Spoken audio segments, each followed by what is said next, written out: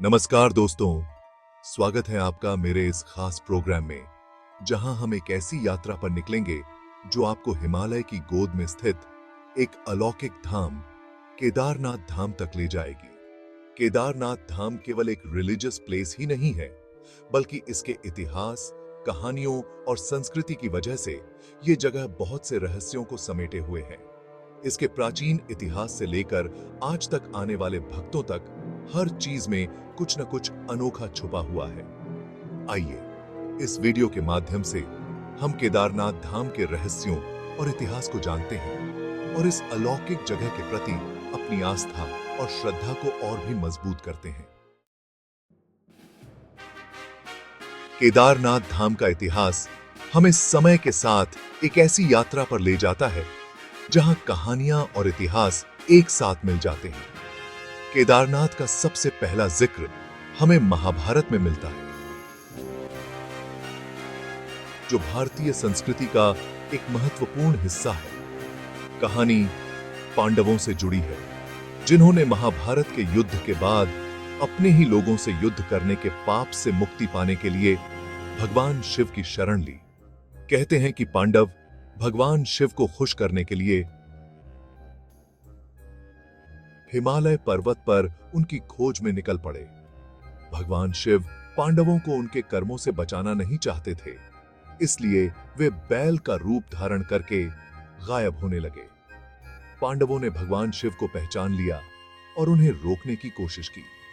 इसी बीच बैल बने भगवान शिव का कुबड़ धरती में समा गया और उसी जगह पर खुद ब खुद शिवलिंग के रूप में प्रकट हुए। यही शिवलिंग आज केदारनाथ धाम में है और इसे केदारनाथ के नाम से जाना जाता है। केदारनाथ का यह शिवलिंग बाकी शिवलिंगों से अलग है क्योंकि यह त्रिकोण के आकार का है और धरती से उभरा हुआ लगता है। यह शिवलिंग पांडवों की तपस्या का प्रतीक है और केदारनाथ की कहानी को दर्शाता है। केदारनाथ धाम का इतिहास सिर्फ कहानियों तक ही सीमित नहीं है, बल्कि यह हमें आदि शंकराचार्य जैसे महान विद्वान और धर्म प्रचारक से भी जोड़ता है। 8वीं शताब्दी में अपनी भारत यात्रा के दौरान आदि शंकराचार्य केदारनाथ पहुंचे। उन्होंने केदारनाथ मंदिर को टूटा फूटा देखा और इसे फिर से बनाने का सोचा। उन्होंने मंदिर का जीर्णोद्धार कराया और इसे आज जैसा बनाया। आदि शंकराचार्य ने केदारनाथ को 4 धामों बद्रीनाथ, केदारनाथ, गंगोत्री और यमुनोत्री में शामिल किया, जिससे इसकी धार्मिक महत्व और भी बढ़ गई। आदि शंकराचार्य ने केदारनाथ में ही समाधि ली थी। उनकी समाधि मंदिर के पीछे है, जो केदारनाथ की आध्यात्मिकता को और भी बढ़ाती है। यह जगह आज भी भक्तों के लिए आस्था का केंद्र है। आदि शंकराचार्य का काम सिर्फ मंदिर को फिर से बनाने तक ही नहीं था, बल्कि उन्होंने केदारनाथ में पूजा करने के तरीके और परंपराओं को भी व्यवस्थित किया, जो आज भी निभाई जाती हैं। उन्होंने केदारनाथ में वेदों और उपनिषदों की शिक्षा भी फैलाई, जिससे यह जगह ज्ञान और आध्यात्मिकता का केंद्र बन गया। शंकराचार्य की वजह से ही केदारनाथ धाम आज एक प्रमुख तीर्थ स्थल बन पाया है। उनका योगदान बहुत बड़ा है और उनकी याद में आज भी यहां बहुत से मेले और उत्सव मनाए जाते हैं। केदारनाथ धाम का इतिहास हमें न केवल धार्मिक और आध्यात्मिक शक्तियों से परिचित कराता है, बल्कि यह हमें राजाओं के योगदान से भी अवगत कराता है। करहवाल और कुमाऊं के राजाओं ने केदारनाथ मंदिर की रक्षा में महत्वपूर्ण भूमिका निभाई है। ये राजवंश न केवल मंदिर की देखभाल करते थे, बल्कि यात्रियों के लिए सुविधाएं भी देते थे। उन्होंने मंदिर के लिए जमीन दान दी, जिससे मंदिर का एरिया बढ़ा और यहां और सुविधाओं का निर्माण हो पाया। गढ़वाल के राजा ने ही सबसे पहले केदारनाथ मंदिर को अपने राज्य का मुख्य देवता घोषित किया और इसकी पूजा शुरू की। उन्होंने मंदिर के लिए नियमित रूप से दान देना शुरू किया और इसकी सुरक्षा का भी ध्यान रखा। कुमाऊं के चंद वंश के राजाओं ने भी केदारनाथ मंदिर की रक्षा की। उन्होंने मंदिर के लिए बहुत सी सुविधाएं दी और इसकी सुंदरता बढ़ाई। उनके शासनकाल में ही केदारनाथ मंदिर की प्रसिद्धि दूर दूर तक फैली। राजाओं की वजह से ही केदारनाथ धाम अपनी गरिमा और वैभव को बचाए रख पाया है। आज भी यहाँ बहुत से ऐतिहासिक प्रमाण हैं जो इन राजवंशों के काम को दर्शाते हैं। चैप्टर 4 केदारनाथ धाम का इतिहास हमें उस समय में भी ले जाता है जब भारत में मुगल राज करते थे। यह वो समय था जब बहुत से हिंदू मंदिरों को तोड़ दिया गया था या उन्हें बदल दिया गया था, लेकिन केदारनाथ मंदिर अपनी ऊंची जगह और भगवान शिव की कृपा से सुरक्षित रहा। मुगल शासक कभी भी केदारनाथ मंदिर तक नहीं पहुंच पाए क्योंकि यह ऊंचे हिमालय पर्वत पर है जहां जाना बहुत मुश्किल था। यह मंदिर घने जंगलों और ऊंची चोटियों से घिरा हुआ है, इसीलिए यहां तक जाना मुगल सेना के लिए नामुमकिन था। एक और बात यह भी कही जाती है कि मुगल शासक केदारनाथ मंदिर की पवित्रता जानते थे और वे इसे तोड़ना नहीं चाहते थे। कुछ लोग मानते हैं कि मुगल शासक अकबर ने केदारनाथ मंदिर को दान भी दिया था। केदारनाथ मंदिर की सुरक्षा का एक और कारण वहां के लोगों की बहादुरी और बलिदान भी था। जब भी मुगल सेना ने मंदिर पर हमला करने की कोशिश की, वहां के लोगों ने उनसे लड़ाई की और मंदिर को बचाया। केदारनाथ मंदिर का मुगल काल में सुरक्षित रहना किसी चमत्कार से कम नहीं है। यह मंदिर आज भी अपनी प्राचीन सुंदरता और वैभव को बनाए हुए है और लाखों लोगों की आस्था का केंद्र है। चैप्टर 5 केदारनाथ धाम सिर्फ धार्मिक मान्यताओं के लिए ही खास नहीं है, बल्कि यह जगह पुरातत्व के हिसाब से भी बहुत महत्वपूर्ण है।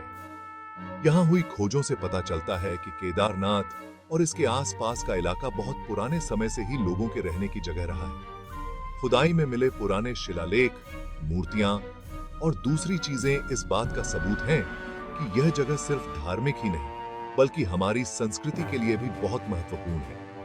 यहां मिले शिलालेखों में मंदिर के बनने, दान और दूसरी महत्वपूर्ण घटनाओं का जिक्र मिलता है। इन शिलालेखों से हमें उस समय के समाज, धर्म और राजनीति के बारे में पता चलता है। यहां मिली मूर्तियों में भगवान शिव के अलग अलग रूप, देवी देवता और दूसरी कहानियों से जुड़े लोगों को दिखाया गया है। इन मूर्तियों को बनाने की कला बहुत ही सुंदर है। ये मूर्तियां उस समय की कला का बेहतरीन नमूना है।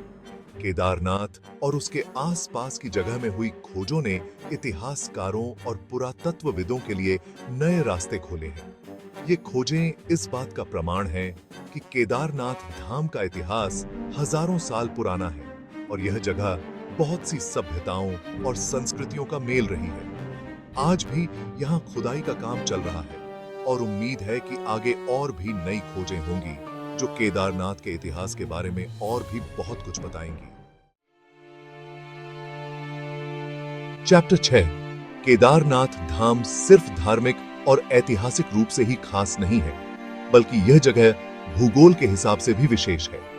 केदारनाथ का कैलाश पर्वत से एक गहरा आध्यात्मिक नाता है। कैलाश पर्वत को भगवान शिव का घर माना जाता है और केदारनाथ से कैलाश पर्वत तक की यात्रा को बहुत पवित्र माना जाता है। मान्यता है कि जो भी केदारनाथ जाने के बाद कैलाश पर्वत की परिक्रमा करता है, उसे मोक्ष मिलता है।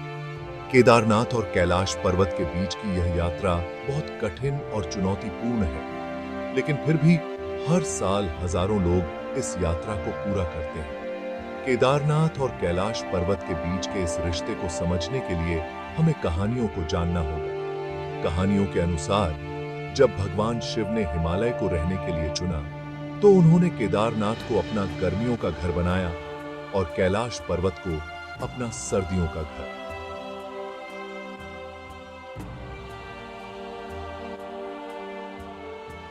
केदारनाथ और कैलाश पर्वत दोनों ही भगवान शिव के प्रिय स्थान हैं और इन दोनों जगहों का महत्व बहुत ज्यादा है। आज भी लाखों लोग केदारनाथ से कैलाश पर्वत की यात्रा करते हैं और भगवान शिव का आशीर्वाद लेते हैं। यह यात्रा न केवल धार्मिक है, बल्कि यह प्राकृतिक सुंदरता और रोमांच से भी भरी है। रास्ते में आपको ऊंचे ऊंचे पहाड़, घने जंगल, सुंदर झीलें और नदियां देखने को मिलेंगी। चैप्टर 7 केदारनाथ धाम जो हिमालय में स्थित है वह मौसम के बदलते मिजाज से अछूता नहीं रहा है। बढ़ते तापमान की वजह से बर्फ पिघल रही है जिससे बाढ़ और भूस्खलन जैसी मुसीबतें बरहा गई हैं। साल 2013 में आई भयानक बाढ़ ने केदारनाथ में बहुत तबाही मचाई थी जिससे मंदिर को भी नुकसान पहुंचा था। पर यह एक चमत्कार ही था कि मंदिर पूरी तरह से नहीं टूटा और इसका मुख्य हिस्सा सुरक्षित रहा। इस घटना ने जहां लोगों को प्रकृति के गुस्से से डराया, वहीं दूसरी तरफ इस पवित्र जगह के प्रति उनकी आस्था को और भी मजबूत किया। बाढ़ के बाद से ही मंदिर की सुरक्षा और इसके आसपास के इलाके को फिर से बनाने के लिए बहुत से प्रयास किए जा रहे हैं। सरकार और दूसरे संगठन मिलकर यहाँ नई सुविधाओं का निर्माण कर रहे हैं ताकि भविष्य में ऐसी किसी भी मुसीबत का सामना किया जा सके। साथ ही पर्यावरण की रक्षा के लिए भी कई कदम उठाए जा रहे हैं, जैसे कि पेड़ लगाना, प्लास्टिक का इस्तेमाल बंद करना आदि। केदारनाथ धाम की रक्षा और इसकी पवित्रता को बनाए रखना हम सबकी जिम्मेदारी है। हमें मौसम में हो रहे बदलाव के खतरों के बारे में पता होना चाहिए और प्रकृति के साथ मिलकर रहना होगा। तभी हम इस अनमोल धरोहर को आने वाली पीढ़ियों के लिए बचा पाएंगे। उपोहा चैप्टर 8 केदारनाथ धाम में लोगों की कितनी आस्था है, इसका अंदाजा इस बात से लगाया जा सकता है कि हर साल यहां लाखों की संख्या में लोग दर्शन के लिए आते हैं। ऊंचे हिमालय पर्वत पर होने के बावजूद कठिन रास्तों और मुश्किलों को पार कर लोग भगवान शिव के दर्शन करने और उनका आशीर्वाद पाने के लिए यहां पहुंचते हैं। साल 2024 में भी यहां लगभग 12 लाख लोग पहुंचे, जो इस जगह के प्रति लोगों की अटूट श्रद्धा को दिखाता है। हर साल इस संख्या में बढ़ोतरी हो रही है, जिससे केदारनाथ का धार्मिक महत्व और भी बढ़ता जा रहा है। लोगों की यह भीड़ सिर्फ भारत से ही नहीं बल्कि विदेशों से भी यहां आती है। लोग अपनी श्रद्धा और विश्वास के साथ यहां आते हैं और भगवान शिव से अपने जीवन में सुख, शांति और समृद्धि की कामना करते हैं। केदारनाथ धाम में आने वाले हर व्यक्ति की अपनी एक अलग कहानी होती है, अपनी एक आस्था होती है। कोई यहाँ अपने परिवार के लिए दुआ करने आता है तो कोई अपनी मन की मुराद पूरी करने के लिए यहाँ आता है।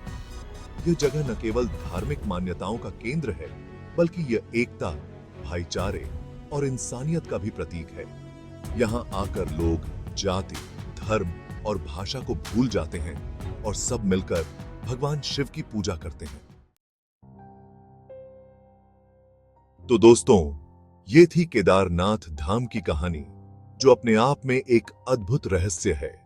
एक ऐसा रहस्य जो हमें आस्था, श्रद्धा और इतिहास से जोड़ता है। एक ऐसा रहस्य जो हमें बताता है कि प्रकृति के सामने इंसान कितना छोटा है, लेकिन उसका विश्वास उसे कितना बड़ा बना देता है। केदारनाथ धाम सिर्फ एक धार्मिक जगह नहीं, बल्कि यह एक एहसास है, एक विश्वास है जो हमें जीवन की मुश्किलों से लड़ने की हिम्मत देता है।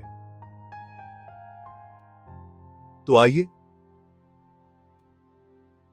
हम सब मिलकर इस जगह की गरिमा और पवित्रता को बनाए रखने का वादा करें और अपने आने वाली पीढ़ियों को भी इस अनमोल विरासत से परिचित कराएं।